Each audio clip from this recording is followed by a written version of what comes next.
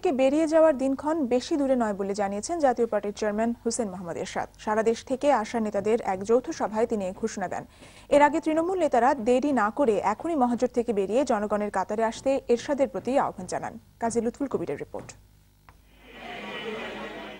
আগামী দিনের রাজনীতি ও পরবর্তী নির্বাচনে জাতীয় পার্টির অবস্থান কি হওয়া উচিত তা জানতে দলের জেলা উপজেলা পর্যায়ের নেতাদের ডাকা হয় এই যৌথ সভায়। এতে মহাজোট ভেঙে দেওয়ার জোর দাবি জানিয়ে বক্তব্য রাখেন তৃণমূল নেতারা। কাল সব যেই কোনো সময় আপনাকে দংশন করতে পারে, আওয়ামী লীগ বিএনপি যেই কোনো সময় জাতীয় পার্টিকে নিঃশেষ করে দিতে পারে। আওয়ামী লীগ হচ্ছে একটি চুরাইবাজি দল, এর সঙ্গে মানুষের মুক্তি আসতে পারে না।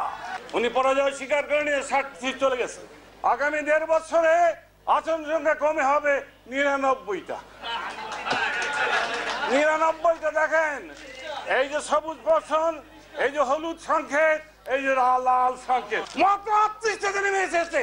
সেই নৌকায় চড়বো আমরা, যে নৌকা ডুবে গেছে।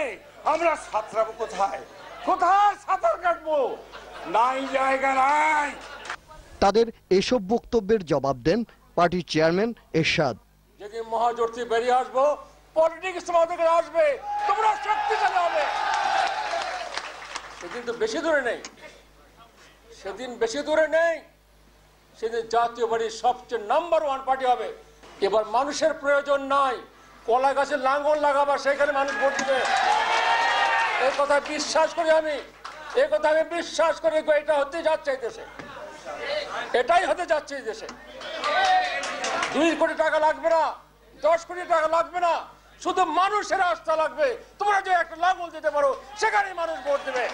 দলীয় নেতাকর্মীদের মানুষের পাশে গিয়ে নতুন রাজনীতি নিয়ে কাজ করার আহ্বান জানান হোসেন মোহাম্মদ এরশাদ। কাজী লুৎফুল কবির, দিগন্ত টেলিভিশন, ঢাকা।